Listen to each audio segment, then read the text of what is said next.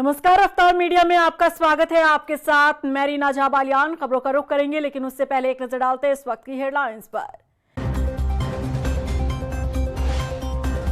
उत्तराखंड में त्रिस्तरीय पंचायत चुनाव के दूसरे चरण का मतदान भी संपन्न। मतपेटियों में कैद हुआ प्रत्याशियों का भाग्य। 31 जुलाई को बनेगी गांव की सरकार।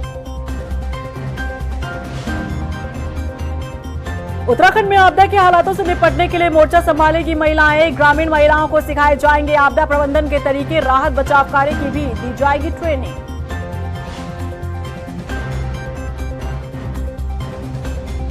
हरिद्वार की मनसा देवी में हुई भगदड़ के बाद उठे कई सवाल। क्राउड मैनेजमेंट में कहां फेल रहा प्रशासन, जांच के बाद चलेगा पता।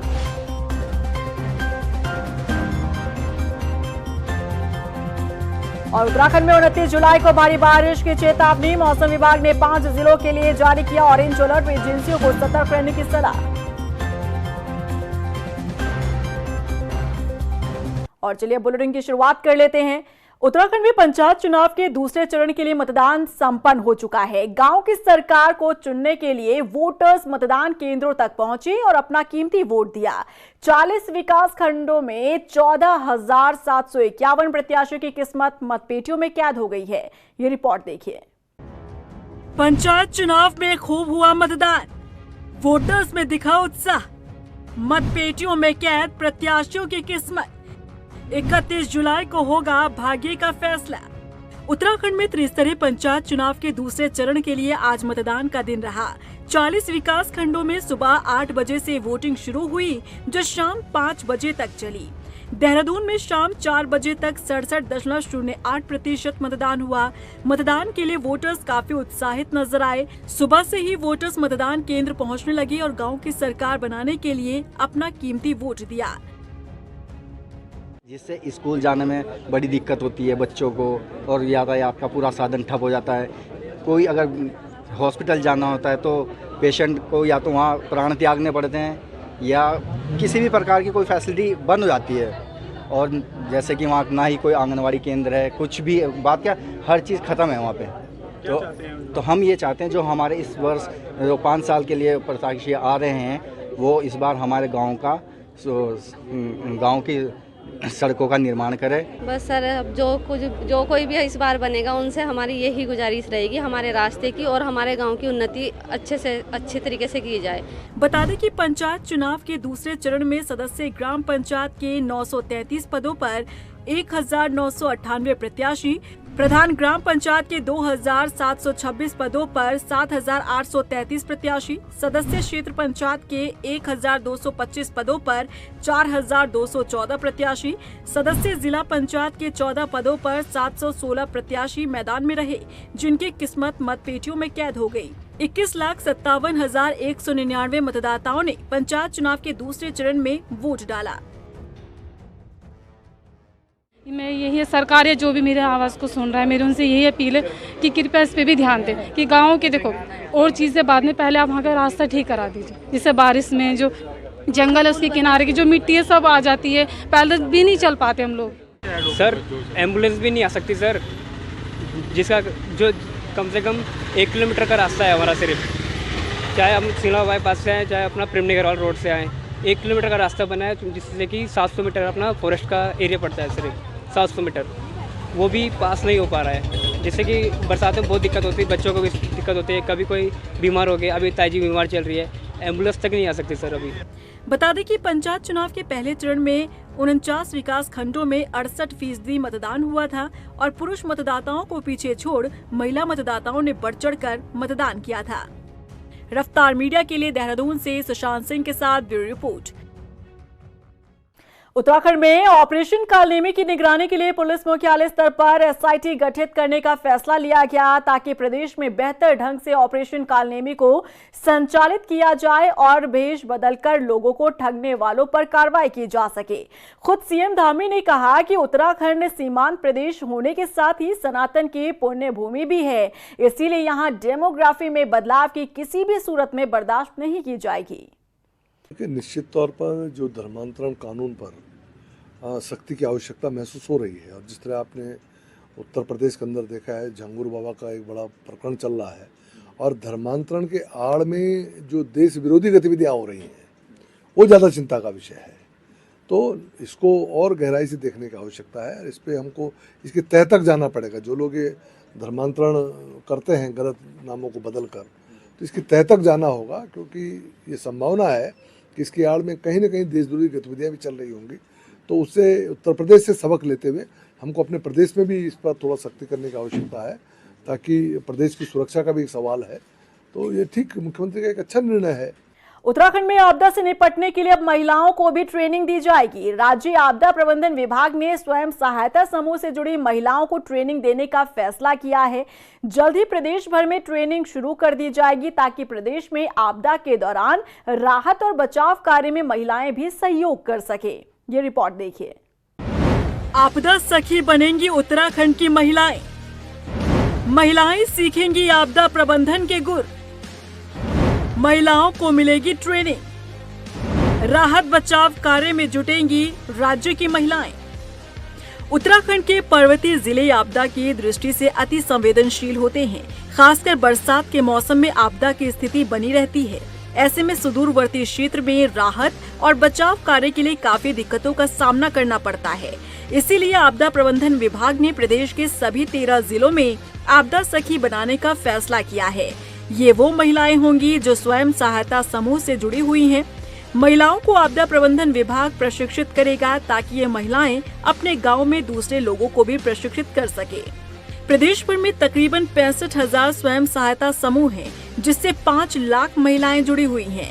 विनोद सुमन ने बताया कि इन महिलाओं को यदि आपदा प्रबंधन विभाग ट्रेंड करता है, तो आपदा जैसी स्थिति से निपटने के लिए ये विभाग के लिए एक बड़ी राहत की बात होगी। देखिए, आपदा सखी योजना इस तरह से है कि हमारे पास प्रदेश में करीब 65,000 के आसपास स्वयं सहायता समूह हैं, जिसमें से लगभग 5 लाख मेंबर्स या परिवार जुड़े हुए हैं। तो हम लोगों ने एक ये सोचा कि अगर हम इनको ट्रेनिंग दे दें तो इसके माध्यम से हम 5 लाख परिवार तक पहुंचाएंगे सीधे सीधे, और जिस परिवार में जानकारी बखूबी होगी वो आपदा से अपना बचाव कर सकेगा। तो इस कॉन्सेप्ट को ध्यान में रखते हुए हम 65,000 लोगों में से कुछ लोगों को मास्टर ट्रेनर बनाएंगे, और उनके माध्यम से हम जो आपदा के जो ग्रुप के लोग हैं, जो स्वयं सहायता समूह के लोग हैं, उनको हम ट्रेन करेंगे, और उनके माध्यम से फिर समूह के सभी लोगों को ट्रेन करेंगे। फिर वो बाकी अपने परिवार में और बाकी जगह ट्रेनिंग करेंगे। इसके साथ साथ आपदा सखी जो विद्यालय हमारे हैं, हर एक विद्यालय में जाएंगे, वहाँ लोगों को ट्रेन करेंगे। जो सरकारी कार्यालय हैं वहाँ पे जाएंगे और विलेज लेवल पे जाके लोगों को ट्रेन करेंगे। हमारा प्रयास है कि सिस्टमेटिक तरीके से आगामी वर्षों में जहाँ जहाँ आपदा का प्रभाव ज़्यादा होता है, जहाँ जहाँ नुकसान ज़्यादा होने की संभावना होती है, डेथ या घायल होने की संभावना ज़्यादा रहती है, उन सभी को हम ट्रेन कर सकें सिस्टमेटिक वे में आगामी वर्षों में, ताकि जब भी कोई आपदा आती है नुकसान को हम कम से कम कर सकें। लोग जागरूक रहेंगे, जानकार रहेंगे, तो क्षति कम से कम होगी। उत्तराखंड में दैवीय आपदा अक्सर देखने को मिलती है। ऐसे में सरकार की इस पहल से उत्तराखंड के दूरस्थ क्षेत्रों में आपदा से निपटने में काफी हद तक मदद मिलेगी। रफ्तार मीडिया के लिए देहरादून से सुशांत सिंह के साथ ब्यूरो रिपोर्ट। वहीं हल्द्वानी पहुंचे मुख्यमंत्री पुष्कर सिंह धामी ने एफटीआई परिसर में एक पेड़ मां के नाम अभियान के तहत पौधारोपण कर पर्यावरण संरक्षण का संदेश दिया। इस मौके पर मुख्यमंत्री ने सभी लोगों से पर्यावरण को बचाने के लिए ज्यादा से ज्यादा पौधे लगाने की अपील की। प्रधानमंत्री श्री नरेंद्र मोदी जी के नेतृत्व में पिछले वर्ष से ये अभियान प्रारंभ किया गया था, और इस वर्ष भी अभियान बड़े जोर शोर से चल रहा है। हमारे राज्य के अंदर हरेला पर्वों से इसका विधिवत रूप से दूसरे चरण की शुभारंभ किया गया था, और पहले दिन रिकॉर्ड 8,13,000 लोगों ने पौधारोपण किया था। प्रकृति संरक्षण ये हमारा संकल्प है, उसी को आगे बढ़ाते हुए देवभूमि उत्तराखंड के अंदर ये अभियान हमारा पूरे महीने भर चलने वाला है। इसलिए मैं भी जहाँ जा रहा हूँ, हमारा प्रयास है कि एक पेड़ माँ के नाम सभी लोग लगाएं। सभी से मैं अपील करता हूँ, क्योंकि ये सावन का पवित्र मास भी है। हरिद्वार में मनसा देवी मंदिर के रास्ते पर हुए हादसे ने गंभीर सवाल खड़े कर दिए हैं। लापरवाही के कारण कई लोगों की जान चली गई। हजारों की भीड़ पर प्रशासन की बद इंतजामी भारी पड़ी।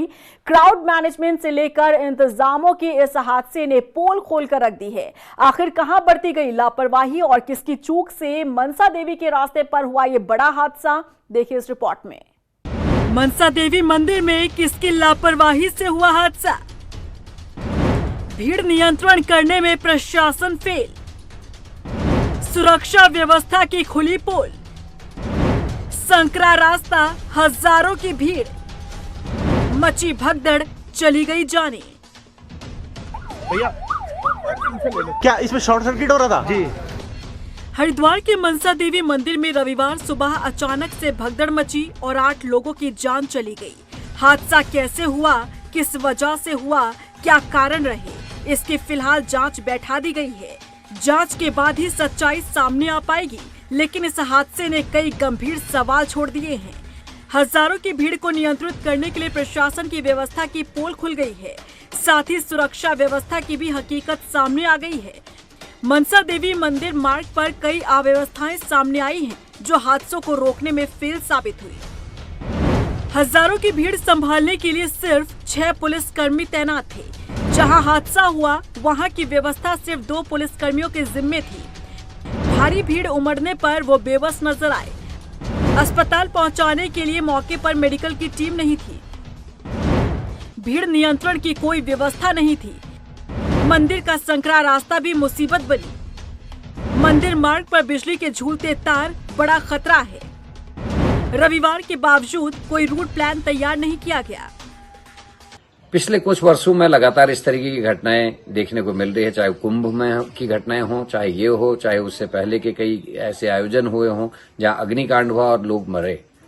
ये क्यों हो रहा है, इसके पीछे क्या कारण है, इसकी तह पे जाने की आवश्यकता है। मनसा देवी, चंडी देवी, वहाँ पर हमने SDRF की डिप्लॉयमेंट कर दी है। साथ साथ वहाँ पर एक सब इंस्पेक्टर, इंस्पेक्टर रैंक के ऑफिसर्स को भी हमने डिप्लॉय कर दिया है। वो 24/7 वहीं पे उन धामों में और मंदिरों में वहाँ पे रहेंगे और उनके साथ में पर्याप्त मात्रा में पुलिस बल भी हमने वहाँ पर डिप्लॉय किया गया है। साथ साथ प्रशासन के साथ में मिलकर एक समन्वय बना के हमने पूरा एक बोला है कि वहाँ पर जनपद प्रभारी अपने कंसर्निंग DM से कंसल्ट करके वहाँ का एक सर्वे तैयार करें। जहाँ जहाँ पे अगर कोई बॉटलनेक है या कहीं पे अगर कोई इंक्रोचमेंट है या फिर कहीं कुछ रिपेयर की आवश्यकता है तो उसको कंप्लीट उसको कर लें। बता दें कि बीते दिन हरिद्वार के मनसा देवी मंदिर में दर्शन करने के लिए पहुंचे हजारों लोगों की भीड़ को संभालने के लिए मौके पर सिर्फ 6 पुलिसकर्मी तैनात थे। इसके अलावा यहां न तो भीड़ प्रबंधन के लिए कोई विशेष इंतजाम किए गए थे और न ही किसी आपदा की स्थिति से निपटने के लिए कोई मेडिकल की टीम और एम्बुलेंस की सुविधा थी। रविवार के दिन मंदिर में श्रद्धालुओं की भारी भीड़ उमड़ती है, इसकी जानकारी होने के बावजूद व्यवस्था बेहद कमजोर नजर आई। भीड़ प्रबंधन की जिम्मेदारी सिर्फ 6 पुलिसकर्मियों के भरोसे ही छोड़ दी गई। इसके अलावा एक और चौंकाने वाली बात ये कि इतनी भीड़ होने के बावजूद प्रशासन की तरफ से मेडिकल सुविधा तक का इंतजाम नहीं किया गया था। हादसे के बाद घायलों को अस्पताल पहुंचाने के लिए मौके पर न तो एम्बुलेंस थी और न ही डॉक्टरों की कोई टीम।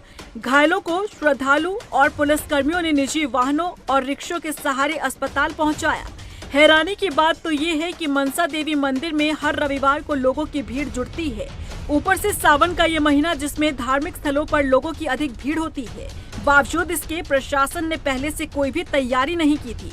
न तो भीड़ नियंत्रण के लिए कोई योजना बनाई गई और न ही श्रद्धालुओं को रोकने के लिए कोई बैरिकेडिंग या डायवर्शन का कोई इंतजाम किया गया था।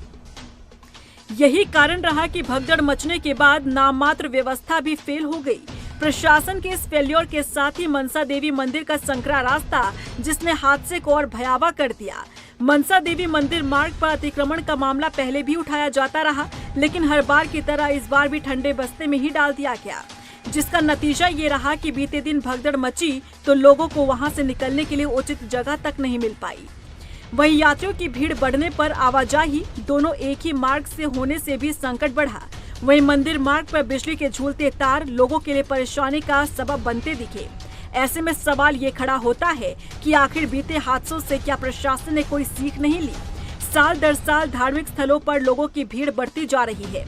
ऐसे में क्या क्राउड को मैनेज करने के लिए कोई ठोस कदम नहीं उठाया जाएगा? फर्जी साधुओं को पकड़ने के लिए कालनेमी अभियान तो शुरू किया गया, लेकिन इससे ज्यादा जरूरी था कि मंदिर में बढ़ती भीड़ को नियंत्रित करने के लिए एक प्लान तैयार किया जाता, तो शायद मनसा देवी मंदिर में भगदड़ जैसा हादसा न होता। रफ्तार मीडिया के लिए देहरादून से ब्यूरो रिपोर्ट।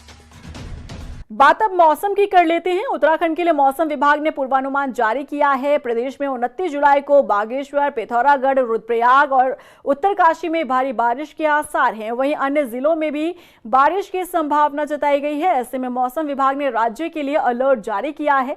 लोगों से पहाड़ों पर यात्रा के दौरान सावधानी बरतने की अपील हो रही है। वहीं मैदानी इलाकों में भी नदी नालों से दूर रहने के लिए कहा गया है।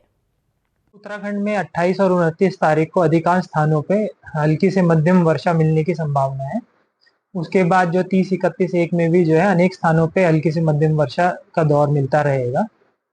चेतावनी की बात करें तो आज 28 तारीख को जो उत्तराखंड में बागेश्वर है, नैनीताल, चंपावत या पौड़ी, देहरादून जनपद है, यहाँ पर कहीं कहीं भारी से लेके बहुत भारी वर्षा भी मिल सकती है, जिसके लिए ऑरेंज जो है कलर रखा गया इन डिस्ट्रिक्ट में। जबकि जो अन्य पर्वतीय जिले भी हैं और मैदानी जिले भी हैं, उधम सिंह नगर है, चाटगढ़, तो वहाँ पे भी इक्का दुक्का स्थानों पे कहीं कहीं भारी वर्षा मिल सकती है, जिसके लिए येलो जो है कलर वहाँ रखा गया है। कल भी जो है एक्टिविटी थोड़ी कम होने की संभावना है, लेकिन जो है पहाड़ों पे हैवी रेनफॉल जो है जैसे कि बागेश्वर है, रुद्रप्रयाग या उत्तरकाशी जनपद में कहीं कहीं या पिथौरागढ़ जनपद है, वहाँ पे मिलने की संभावना है।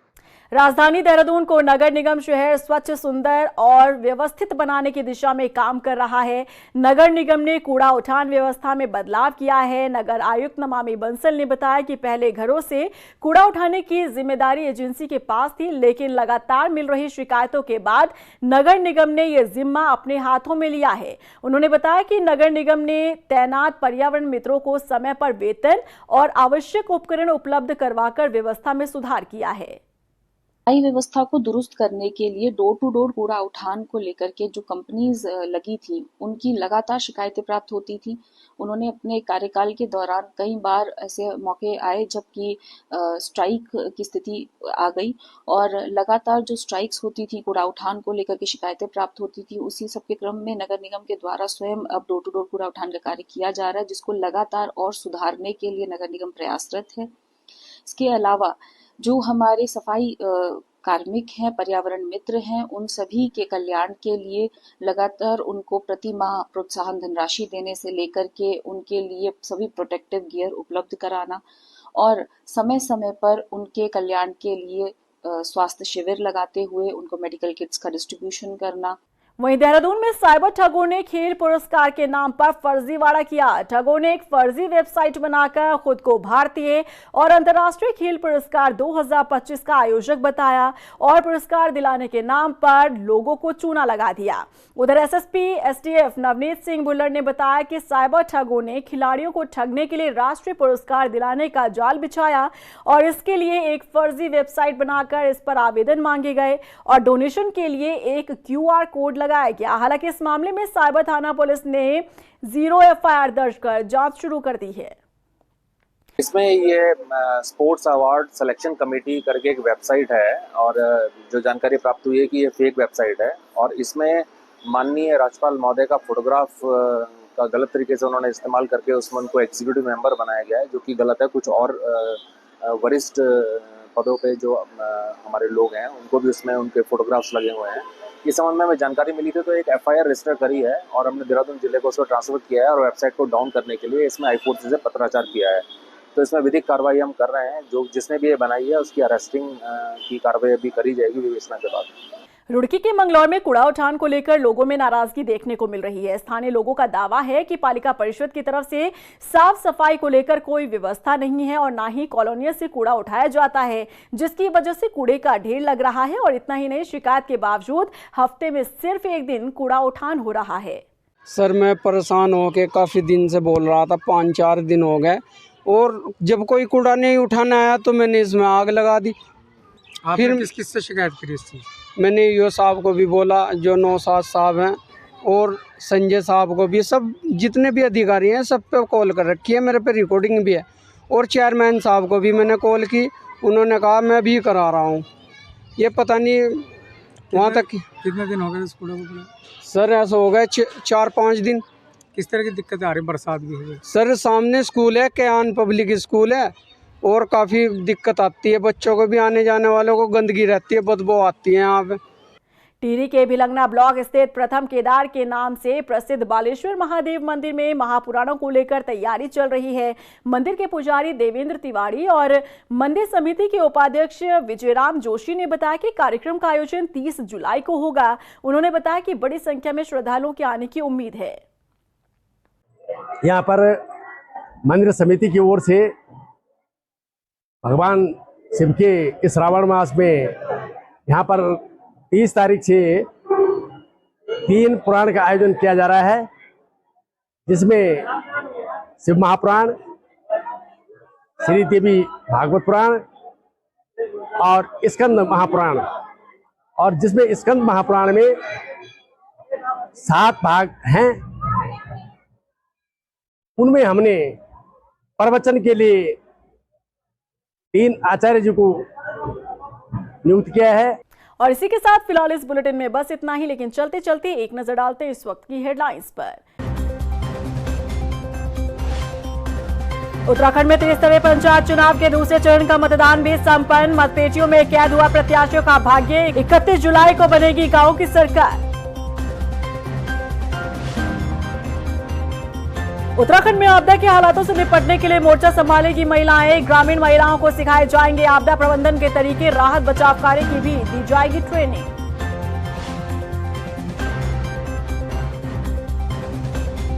हरिद्वार की मनसा देवी में हुई भगदड़ के बाद उठे कई सवाल। क्राउड मैनेजमेंट में कहां फेल रहा प्रशासन, जांच के बाद चलेगा पता।